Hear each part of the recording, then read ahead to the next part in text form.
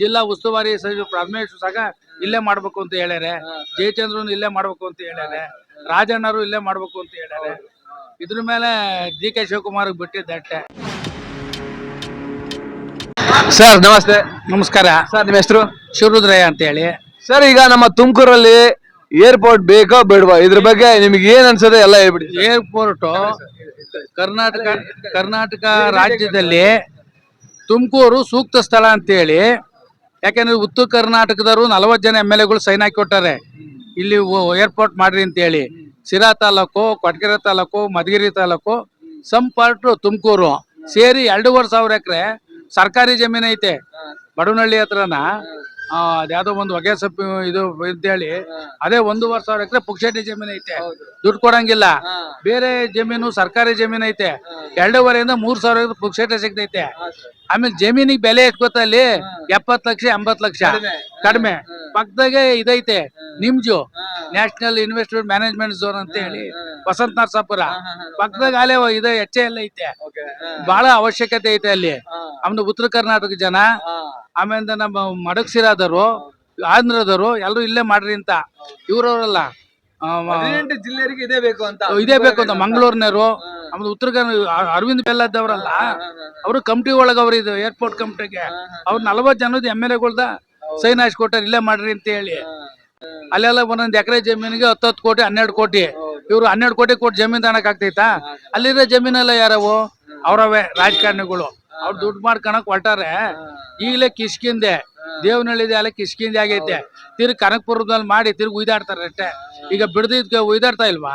ಉಯ್ದಾಡಕ್ ಇಲ್ಲಿ ಖಾಲಿ ಜಾಗ ಐತೆ, ಮಾಡ್ಲೇನ್ರಿ. ಇದಲ್ರಿ ಖಾಲಿ ಜಾಗ 2,500 ಎಕರೆ ಐತೆ. 2,500 ಎಕರೆ ಐತೆ.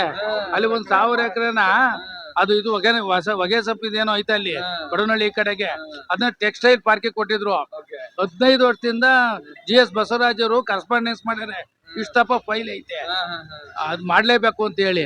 ಆಮೇಲೆ ಅವರು ರಾಧವ್ ಮೋಹನ್ ನಾಯ್ಡು ವಿಮಾನಯಾನ ಸಚಿವರು ಇಲ್ಲೇ ಮಾಡ್ಬೇಕು ಅಂತ, ಆಂಧ್ರದವರು ಇಲ್ಲೇ ಮಾಡ್ಬೇಕು ಅಂತ, ಮಂಗಳೂರಿನವರು ಇಲ್ಲೇ ಮಾಡ್ಬೇಕು ಅಂತ, ಉತ್ತರ ಕರ್ನಾಟಕದವರು, ಮಧ್ಯ ಕರ್ನಾಟಕ ಎಲ್ಲರೂ ಇಲ್ಲೇ ಆಗ್ಬೇಕು ಅಂತ ಹೇಳಿ. ಹೌದು. ಆಮೇಲೆ ಇದ್ ಬೇಕಾಯ್ತು ಈಗ ಗ್ರೀನ್ ಹೈವೇ ಅಂತ ಹೇಳಿ ಪುಣೆಯಿಂದ ಚೆನ್ನೈಗೆ ನಮ್ಮೂರ್ ಮೇಲೆ ಬತ್ತೈತೆ. ಏನ್ ಏರ್ಪೋರ್ಟ್ ಅಂತ ಇರಲ್ಲ, ಪಕ್ಕದಾಗೆ ಬತ್ತೈತೆ. ಯಾಕೆ ಮಾಡಬಾರ್ದು? ದುಡ್ಡು ಉಳಿದಿದೆ ಸರ್ಕಾರಕ್ಕೆ. ಅಲ್ಲಿ 10-12 ಕೋಟಿ ಕೊಡಕ್ಕೆ ಅಂತ ತಲೆಕೆಟ್ಟೈತೆ ಅವ್ರಿಗೆ. ಉದ್ಯೋಗ ಅವಕಾಶಗಳು ಹೆಚ್ಚಾಗ್ಬೋದಾ?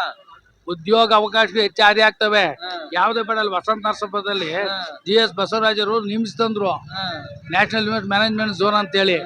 ನಮ್ಮೂರಿಂದ 25 ಕಿಲೋಮೀಟರ್ ಇಂದ ದಿನ 100 ಜನ ಕೆಲ್ಸಕ್ಕೆ ಹೋಗ್ತಾರ ಅಲ್ಲಿ. ಅದು ಉದ್ಯೋಗ ಅಲ್ವಾ? ಅಲ್ಲಿ 1000 ಜನಕ್ಕೆ ಉದ್ಯೋಗ ಸಿಕ್ತು ಅಲ್ವರಾ? ಮಾಡ್ಲಿ ಬಿಡ್ರಿ, ಮಾಡ್ಬೇಕು. ಸರ್ಕಾರಕ್ಕೆ ಇಚ್ಛಾಶಕ್ತಿ ಇರ್ಬೇಕು. ಕಾಸು ಮಾಡ್ಬೇಕು ಅಟ್ಟೆ. ಅಲ್ಲಿ ಮಾಡ್ಕೊಂಡು ದುಡ್ಡು ಎಲ್ಲ ಬೆಂಗಳೂರಾಗೆ ಇರ್ಬೇಕಾ? ಎಲ್ಲ ಕನಕಪುರದಾಗೆ ಬೇಕಾ? ಎಲ್ಲ ಬಿಡದಾಗೆ ಬೇಕಾ? ಏನ್ ಸ್ವಾಮಿ, ಮಾಡ್ಲಿ ಬಿಡ್ರಿ. ಇಲ್ಲಿ ಮಾಡಿ ಉತ್ತರ ಕರ್ನಾಟಕ ಇದು ಬೆಂಗಳೂರಿಗೆ ಹೆಬ್ಬಾಗಿಲಲ್ವಾ ಸರ್ ಇದು? ಉತ್ತರ ಕರ್ನಾಟಕದಲ್ಲಿ ಬಂದು ಎಲ್ಲಿಗೋ ಸೀದಾ ಅಲ್ಲಿಗೋ ಏರ್ಪೋರ್ಟ್ಗೆ ಹೋಗಕ್ ಆಗ್ತೈತ? ಇಲ್ಲಿ ಆಗೋದಿಲ್ವಾ? ಆಮೇಲೆ ಶಾಲಾ ಕಾಲೇಜುಗಳು, ಹಾಗೆ ಮೆಡಿಕಲ್ ಅದೆಲ್ಲ ಪ್ರಶ್ನೆನೇ ಇಲ್ಲ. ಒಟ್ಟಿನ ಉತ್ತರ ಕರ್ನಾಟಕದ ಬಂದು ಈಸಿಯಾಗಿ ಆಗೋಗ್ತೈತಲ್ಲ ಸರ್. ಇಲ್ಲಿಂದ 1.5 ಗಂಟೆ ಅಲ್ಲಿ ಹೋಗ್ಬೇಕು. ಕನಕಪುರಕ್ಕೆ ಹೋಗಕ್ ಆಗ್ತೈತ ಆ ಜನಸಂಖ್ಯೆ ಒಳಗೆ? ಅದಕ್ಕೆ ಸರ್ಕಾರ ಮನಸ್ಸು ಮಾಡ್ಬೇಕಷ್ಟೇ. ಜಿಲ್ಲಾ ಉಸ್ತುವಾರಿ ಸಚಿವ ಪರಮೇಶ್ವರ್ ಸಾಗ ಇಲ್ಲೇ ಮಾಡ್ಬೇಕು ಅಂತ ಹೇಳ್ಯಾರೆ. ಜಯಚಂದ್ರನ್ ಇಲ್ಲೇ ಮಾಡ್ಬೇಕು ಅಂತ ಹೇಳ್ಯಾರೆ. ರಾಜಣ್ಣರು ಇಲ್ಲೇ ಮಾಡ್ಬೇಕು ಅಂತ ಹೇಳ್ಯಾರೆ. ಇದ್ರ ಮೇಲೆ ಡಿ.ಕೆ. ಶಿವಕುಮಾರ್ ಬಿಟ್ಟಿದ್ದಟ್ಟೆ. ನೋಡಿರಲ್ವಾ ಸರ್, ತುಂಬಾ ಒಳ್ಳೆ ಮಾತುಗಳು ಹೇಳಿದ್ರು. ಮಳೆ ಬರ್ತಾ ಇತ್ತು, ಹಾಗಾಗಿ ಇಲ್ಲಿಗೆ ಸ್ಟಾಪ್ ಮಾಡಿದ್ವಿ. ಓಕೆ ಸರ್, ತುಂಬಾ ಧನ್ಯವಾದಗಳು ಸರ್, ತುಂಬಾ ಚೆನ್ನಾಗಿ ಮಾತಾಡಿರ.